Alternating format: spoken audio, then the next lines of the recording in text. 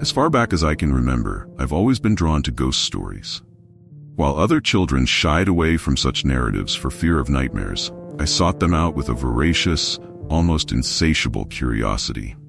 Something within me longed to understand the unknown, to explore what lay beyond human comprehension. I devoured books on urban legends and accounts of paranormal activity, fascinated by every dark detail, even knowing that most of the time, they were nothing more than superstitions.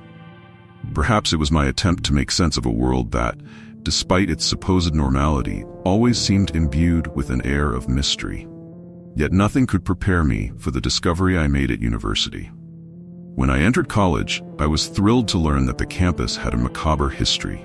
That place, with its old buildings and time-worn corridors, had been the scene of a series of inexplicable disappearances. Whispers of rumors circulated among the students like the wind, always hushed, never spoken openly. And the epicenter of all these terrifying tales was the South Corridor. It was no ordinary hallway. It had a sinister reputation, an atmosphere that set it apart from the rest of the school, and anyone who passed through felt the difference. It was the kind of place even the most skeptical avoided, especially at night. The South Corridor was unlike any other location on campus. The once white walls were now worn, covered in a layer of dust and moisture stains. The old paint had flaked off in large chunks, revealing bits of a past that seemed eager to emerge from the layers of history, as if the very structure of the place were burdened with tragic memories. The floor creaked underfoot, even when no one was walking there, the sound echoing like a distant reminder of footsteps that had long since ceased.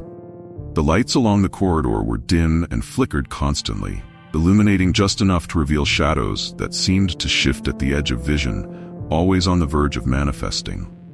What troubled me most about that place was its smell. The musty odor was intense, as if the corridor were perpetually damp, even on the driest days. There was something else in the air, something metallic and acidic. It always reminded me of dried blood, that strange mix of iron and dampness. Each time I passed through, I felt an invisible weight accumulating upon me. It was as if a hidden force were present, always there, waiting for the right moment to reveal itself. I wasn't the only one who felt this. Many students spoke of the oppressive sensation, but few had the courage to admit it openly. Some said it was the weight of history, that the missing still inhabited that space, watching, always lurking. It was a Friday night, and the campus, now deserted, was enveloped in a sepulchral silence. Most students had left for the weekend. I, on the other hand, remained in the library, immersed in my studies. It was the only place open late, and there I was, alone. The lights were dim, barely sufficient to illuminate the dusty shelves, so I brought a flashlight with me. The yellow light illuminated only the essentials, casting elongated shadows that surrounded me, as if the very walls were spying on my actions. The silence was absolute, broken only by the soft rustle of the pages I turned. Suddenly, the sound shattered the silence. It was a low noise, but disturbing in its simplicity. The creaking of a door slowly opening. I knew exactly where it came from. The South Corridor. That sound was unmistakable, the echo reverberating off the empty walls, extending like a warning note. My heart raced, and for a moment, I hesitated. My instincts screamed at me to ignore it, to stay where I was and pretend I hadn't heard anything. But curiosity, this same curiosity that had always guided me through the shadows of the unknown, spoke louder. I took a deep breath, grabbed the flashlight, and started walking toward the sound. Each step I took seemed amplified. The echo of my feet on the worn floor reverberated through the empty corridors, as if the building were whispering back, a sound that mingled with my growing fear. As I approached the South Corridor, a change in the air became palpable. The cold was immediate, but not the kind of chill one expects on an autumn night. No, this was a cold that clung to the skin, penetrating the bones, almost supernatural in its intensity.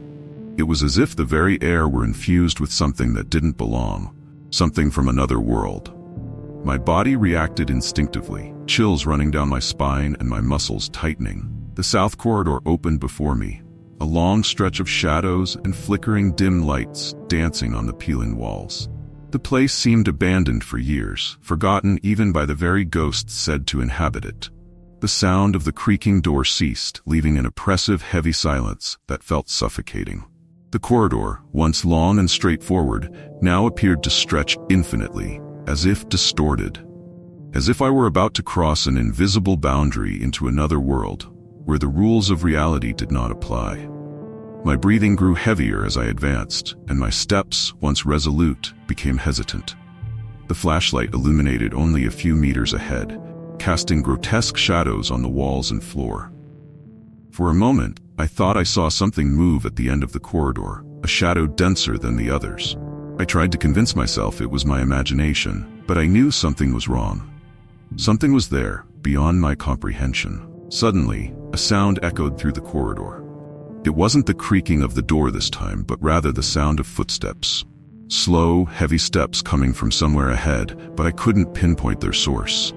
Each step reverberated, deep and threatening, as if something were walking toward me. My entire body froze.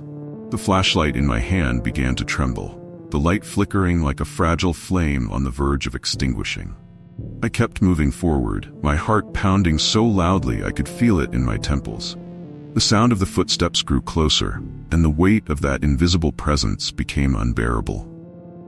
The lights began to flicker more intensely as I moved forward, each oscillation of light seeming to mock my attempt to control the terror that was starting to dominate my body. The unstable glow of the bulbs cast unsettling shadows on the walls, which appeared to move and ripple as if they had a life of their own, distorting the reality around me. Every time the lights flickered, the shadows stretched, creating grotesque shapes, figures that seemed to emerge only to vanish again, feeding the sensation that I was not alone in that corridor. The sound of my footsteps echoed, reverberating against the walls like a constant beat that was suddenly interrupted by a distant rustling. The noise was subtle, but in the sepulchral stillness of the place, it sounded deafening, as if the building itself were trying to alert me, warning me that I was going too far. And then I heard it. A light, delicate sound, yet filled with a disturbing depth. It wasn't just an ordinary sigh. There was something inherently unsettling about it, as if the building itself were releasing a final breath from a life long gone. That sound seemed to carry years of untold stories, buried secrets, and memories of forgotten tragedies. It was as if the place were trying to breathe, a whisper of lament echoing through the cold, damp walls of the south corridor. The cry that followed was even more alarming. A soft, muffled weep, like the lament of a lost child, so distant, yet too close to be ignored. It came from one of the rooms ahead, mingling with the buzzing of the lights and the persistent rustling of the shadows. The sound entered my ears and struck directly at my heart, making it race uncontrollably. For a brief moment, my instincts begged me to retreat, to turn around and leave that cursed place behind. I could feel the fear rising up my legs, turning my muscles to stone, anchoring me to the ground. But there was something I couldn't explain, that propelled me forward. It wasn't just curiosity. It was more than that. It was as if the corridor itself were drawing me in, pulling me toward it like a magnet, an invisible and relentless force pushing me into the unknown. I approached the door from which the crying seemed to emanate. The sound was now almost tangible, cutting through the icy air around me with increasing intensity. The door was ajar, swaying slightly as if it had been opened by an invisible hand just moments before my arrival. When I finally touched the doorknob, a chill ran through my entire arm. The metal was cold, as if it hadn't been touched in years, and the creak of the door as it opened was a low, prolonged lament, as if it were complaining about being disturbed. My breathing was heavy, erratic, and I felt the cold sweat trickling down my neck. Every fiber of my being screamed that this was real, that what I was about to find could not be rationalized as a trick of the mind or an exaggerated superstition. I tried to convince myself it was just the wind, that this was nothing more than a disturbing coincidence, but as soon as I stepped into the room, all illusion of control vanished. The atmosphere inside the room was suffocating. The air was thick and freezing, the kind of cold that penetrates the skin and settles in the bones. I could see my breath condensing in front of me, small clouds of vapor dissipating quickly into the darkness. The wooden floor creaked under my feet, and the smell was even stronger there. a mixture of mildew, rust, and something I could only describe as decay, as if time in that place had stopped and begun to rot from within. The peeling wall to my right revealed layers of lost history, and in the farthest corner of the room, among deep shadows that seemed darker than the darkness itself, I saw her, a girl. She stood motionless, almost frozen in time, with her head down and disheveled hair falling over her face. Her old, faded and dirty uniform seemed to belong to another era, as if it had been ripped from a distant past and brutally thrown into the present. There was a rigidity to her posture, a stiffening that was not natural, almost like a poorly made statue, but alive enough to evoke a feeling of primitive fear. When she finally lifted her head, revealing her face, my body froze.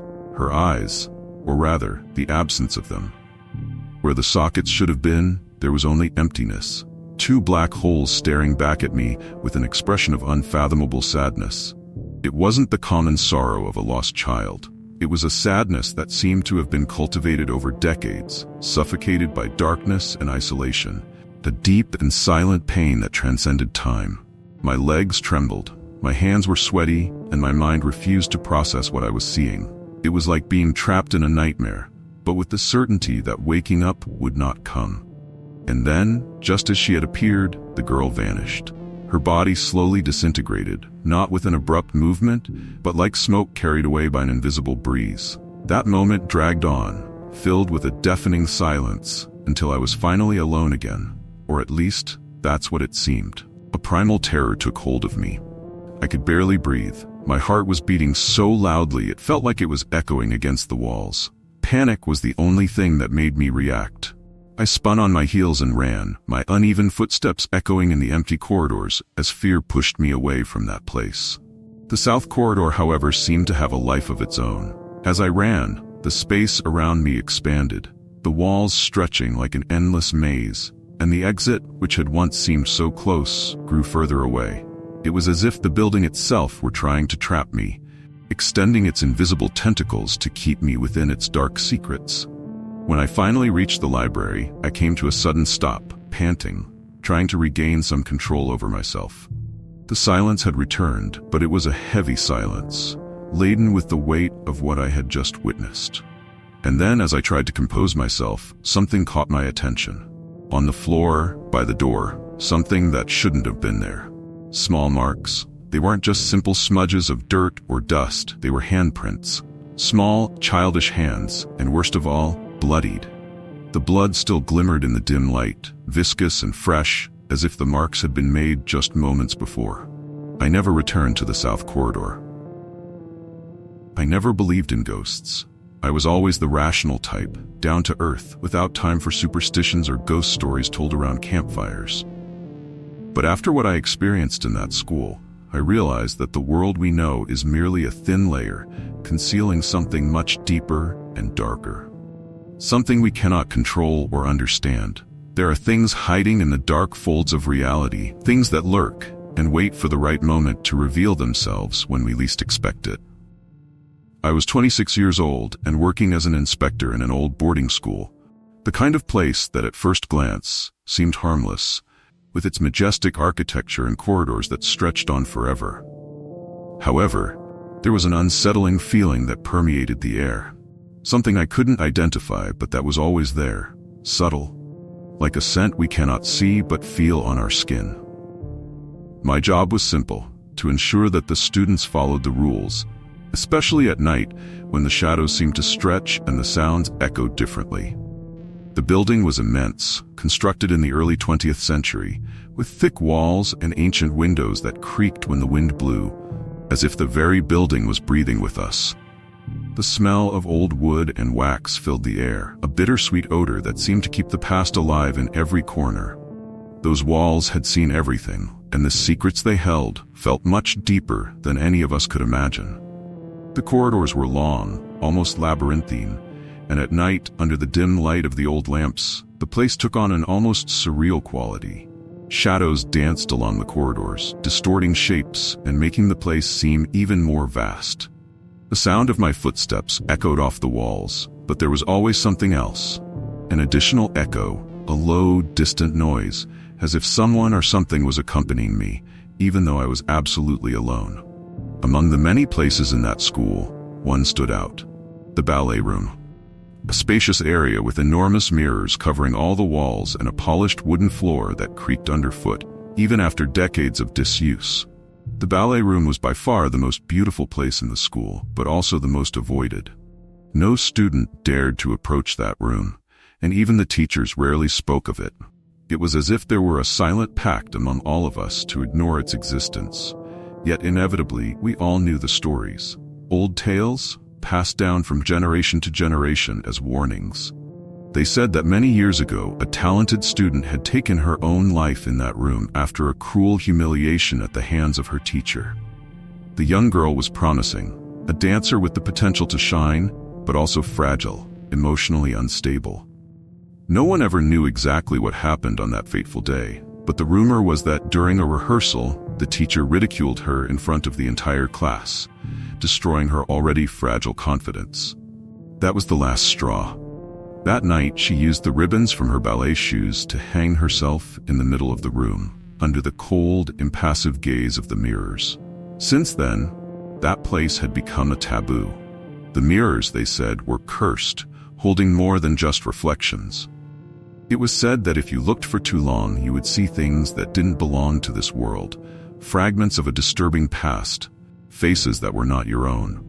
It was a particularly cold night. The wind outside howled fiercely, making the trees around the building whisper, as if they were sharing secrets with one another. The windows vibrated gently, and the sound echoed through the corridors like a distant lament. I was alone on duty that night, and the silence that dominated the place was oppressive, almost palpable. It was the kind of silence that made your ears strain to hear anything, any sign of life. But all I could pick up was the sound of the wind and the occasional creaking of the old wood beneath my feet. There was something unsettling about being alone in that immense place. The corridors, usually full of life during the day, felt dead, abandoned. Each step I took echoed like a distant memory, and I couldn't shake the feeling that I wasn't alone. Something was watching. Something was always watching. Sometimes I felt that if I turned around fast enough, I would catch something peering at me from the shadows, but whenever I looked, there was nothing but emptiness. Then, it happened. A fragile sound, almost inaudible at first, made its presence known. It was like a murmur, something you could almost mistake for the sound of the wind. But as I approached the stairs leading down, the sound became clearer. Music. A soft, delicate melody that echoed down the stone stairs and spread through the dark corridors. It was impossible to ignore the chill that ran down my spine. That music shouldn't be there. No one, besides me, was in the school that night. My heart began to race, and the air around me seemed to grow even colder, as if the very atmosphere was responding to the sound of that ghostly melody. The music was coming from the ballet room. At first I thought some student was playing a cruel joke, or maybe someone was rebelling after curfew. My mind tried to rationalize what I was hearing, clinging to the simplest explanation that would keep me safe within my routine. But something deep inside me knew that melody was no mere prank. It was different. Those soft, melancholic notes carried a weight that couldn't be explained. It was as if each sound bore a memory, an ancient sorrow, reverberating through the heavy air and the profound silence of the night. They said it was the same music that echoed through the walls before the tragedy in the ballet room decades ago. And at that moment, all the legends, all the whispers I had heard about the school, began to weigh much heavier in my mind. For a brief moment, all I wanted was to flee, to rush up the stairs, lock myself in my room, and pretend that none of this was happening, that the boarding school was just an old, ordinary building, and that the secrets it held had no power over me. However, duty held me back. The responsibility of being an inspector, always so present, pushed me to move forward, to investigate, even though every fiber of my being pleaded with me not to take another step. And besides, there was the curiosity. Something dark and ancestral crawled through my mind, seducing me to discover what was truly happening there. The melody grew clearer as I descended the stairs. The soft sound seemed to float through the air, enveloping me like a whispered call that infiltrated my thoughts, invading my sanity. The notes, sweet and sad, carried an almost palpable nostalgia, as if they had traversed time, echoing since that terrible day. With each step, the wooden floor creaked softly beneath my feet, and an unbearable tension began to build in my chest. It was like walking into a nightmare, where every movement felt slow, dragged down by an invisible force. The shadows stretching down the corridors seemed to shift, dancing to the rhythm of the music, creating spectral figures that existed only in the periphery of my vision. When I reached the hallway of the ballet room, the music was much louder, filling every corner of the air with its ghostly melody. The dim light illuminating the corridor barely penetrated the dark wooden doors, as if even the light itself hesitated to enter that space. It felt as though the building was alive, breathing, accompanying my steps with a subtle, almost inaudible rhythm, but undeniably present. I stopped in front of the ballet room door, my heart pounding so hard it felt like it was filling my ears. There was a pressure in the air around me, as if the very space were contracting, resisting my presence. The invisible weight of the stories about that room seemed to rest on my shoulders, pulling me back, warning me not to proceed. I swallowed hard, trying to push away the rising panic that began to consume me, and with a hesitation that felt like it lasted an eternity, I pushed the door. The creak that escaped from the wood was long and drawn out, almost a groan, as if the door were resisting being opened. When it finally gave way, revealing the interior of the room, the air felt denser, colder. The ballet room was exactly as described in the stories. Vast, with walls covered in mirrors that expanded the space, creating the illusion that it was larger than it truly was. The polished wooden floor, despite its shine, creaked softly under my feet, as if the memory of every step taken there was still etched into its surface. But what troubled me most was the atmosphere of the place. There was an oppressive chill, not just in the temperature, but in the very essence of the space. It was as if that environment were frozen in time, trapped in an endless cycle of pain and suffering. And then I saw her. In the center of the room, a solitary figure danced. Her body spun slowly, with a lightness that was almost supernatural, as if her feet barely touched the ground. The white dress she wore seemed to float around her, like a veil of mist moving with ghostly grace. The dim light reflected off the fabric, creating an ethereal glow that made her appear more like a vision than a real person. I stood there, frozen, watching her, my thoughts swirling. Perhaps she was just a student, a young girl unaware of the legends, using the room to practice in secret. But as the seconds dragged on, something inside me screamed that this was not normal. It couldn't be. The figure stopped dancing and slowly turned to face me.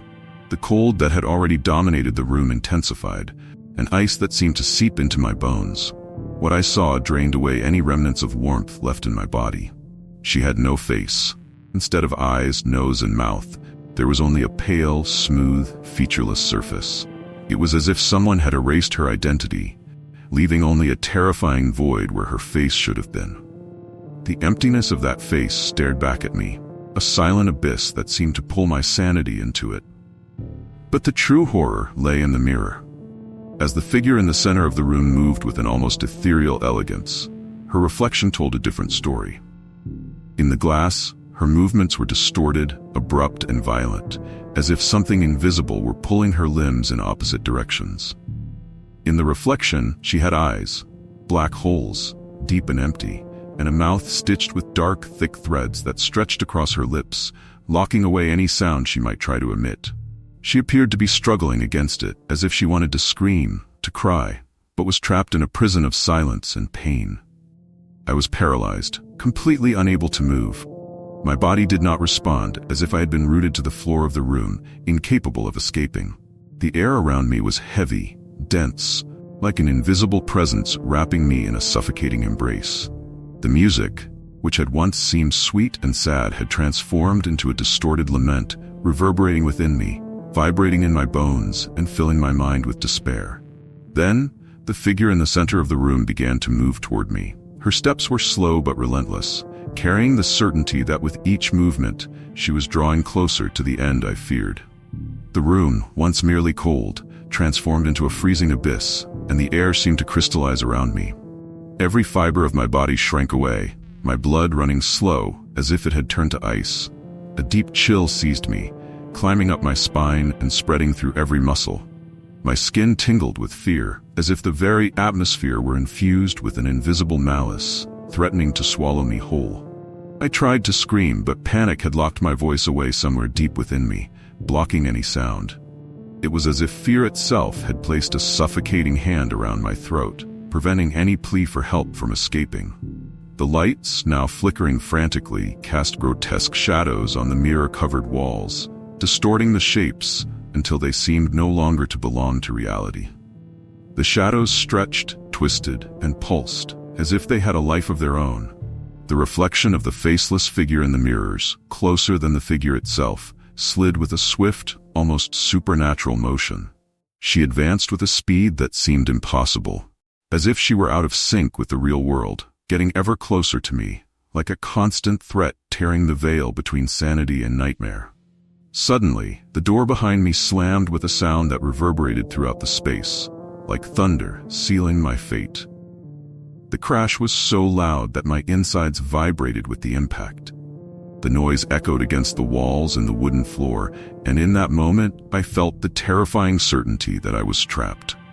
The door had closed in a definitive manner, almost as if the room itself had decided that I could no longer leave. The corridor outside, which had once offered a glimmer of escape, was now inaccessible, swallowed by a darkness that seemed impenetrable. I was completely isolated, encapsulated in that space where the air felt thin, as if the environment had sucked the life out of me, leaving only terror and cold.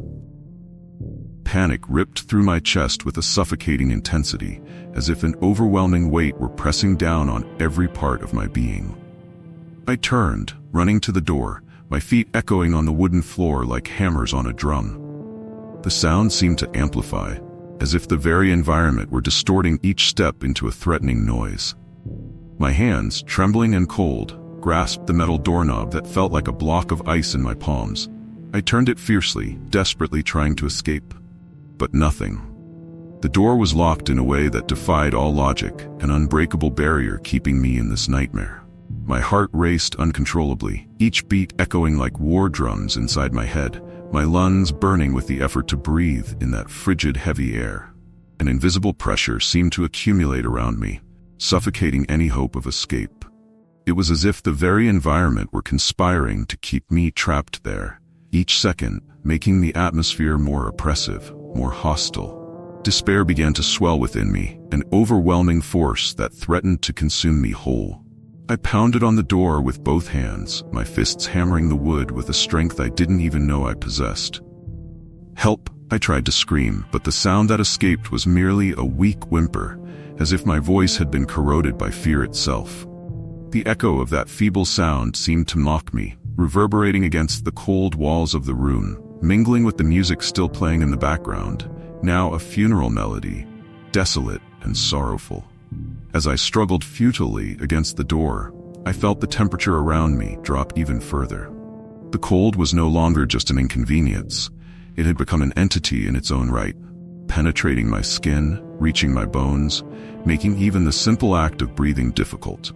My muscles began to tremble uncontrollably, as if they were being compressed by something invisible, a cruel force that wanted to reduce me to a shadow of myself. And then, the footsteps. Slow, almost deliberate, but unmistakable. The wooden floor creaked under a weight I could not see but felt deeply. Each step was like a warning, a reminder that danger was approaching, that time was running out. I turned, and there she was, the figure so close now that I could feel the air around her shift. She advanced toward me with calculated slowness, her presence filling every inch of the room.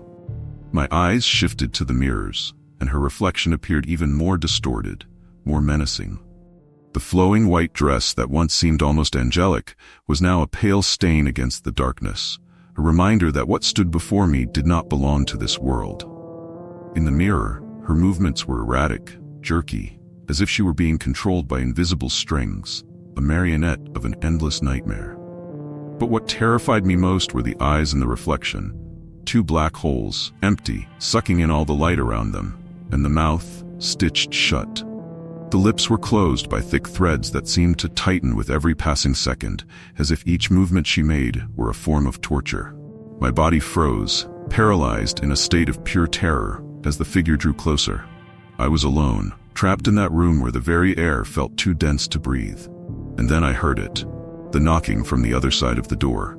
At first, a muffled sound, distant, originating from a far-off place, as if it came from a world apart, where time and space held no meaning. But soon, the knocking grew louder, more insistent, reverberating against the walls of the room like an echo of hope amid despair. Someone was there. Someone who might rescue me from those oppressive shadows. Another inspector, I would later discover. He had heard my screams, the choked plea that echoed through the empty, abandoned corridors, and now he was forcing the door, an anchor of salvation amid the storm I faced. The sound of the wood yielding was an intoxicating relief, but my body was already in a state of total exhaustion. Every muscle contracted in an internal battle against the terror consuming me. He pulled me out with an unexpected firmness, and the warm air of the corridor hit me like a punch, a wave of life that drove away the ice that had invaded my senses, which were now almost numb. I trembled uncontrollably, my teeth chattering, a symphony of clicks mingling with the pounding of my still quickening heart, my mind a whirlwind of fear and confusion. The inspector looked at me with concern, his eyes reflecting genuine worry, questioning me about what had happened, but I could hardly form a coherent sentence, the words seeming to get lost amid the chaos. It was as if my voice had been silenced by that dark presence that still seemed to echo within me. However, my gaze instinctively turned back to the ballet room, a space that now carried a weight I could never have imagined. The door was open, a passage to the darkness I so feared, but the figure had vanished. The sound of the music had also ceased, an absolute silence filling the environment, as if the room itself had exhausted its vital energy, leaving only a distant echo of something that had once been beautiful. The mirrors, those treacherous portals, remained there, motionless, reflecting only emptiness. They seemed to watch over me, silent and impassive, guardians of a secret I didn't want to uncover. Something within me changed that night, a transformation that went beyond fear, deeper than mere trauma. It was a feeling that I had been touched by something ineffable, something that did not belong to this world but had infiltrated my being, taking root in my soul. The darkness, since then, had never seemed the same. It had become more oppressive, heavier with secrets I preferred never to uncover, a presence always lurking, always waiting. There was a weight in the corners of the school corridors, a dense and unsettling energy that could not be seen but was felt in every fiber of my body, as if the walls whispered tales of horrors that had been lived and forgotten. And then the music. No matter how empty the school felt, there were always moments when I thought I was completely alone, that I heard it. A soft, distant melody, almost a memory of something I could not fully comprehend. It floated through the corridors like an ancient perfume, and for a brief moment, everything around me would stop. As I passed the ballet room, even without looking directly, I could feel the shadows dancing around me, ethereal movements that seemed to tell stories without words. The shadows intertwined, forming figures that danced with a hypnotic grace, as if they wanted to invite me to join in this macabre ballet, a dance between life and death, between the known and the unknown. It was a dangerous invitation, and in my confused mind, I sensed the fine line between being a mere spectator and being pulled into that world of shadows. Each musical note felt like a calling, an echo from the past wrapping me in its weave, and I felt my heart tighten with every chord, my body torn between the need to escape that suffocating reality and the curiosity that drew me toward the darkness. It was an agonizing paradox, an internal struggle that left me exhausted as I tried to discern what was real and what was merely an illusion created by my terrified mind. The corridors with their cold, empty walls became labyrinths of uncertainty, a reflection of my own confusion. I knew I needed to leave, but a part of me was captivated, fascinated by the idea that there was something more there, a hidden truth waiting to be unearthed. And with every step I took, every beat of my heart, the music whispered, promising revelations that could change everything. The darkness was alive, pulsing around me, and I, an intruder in a world I did not understand, felt that somewhere what I sought and what I feared were in fact the same thing.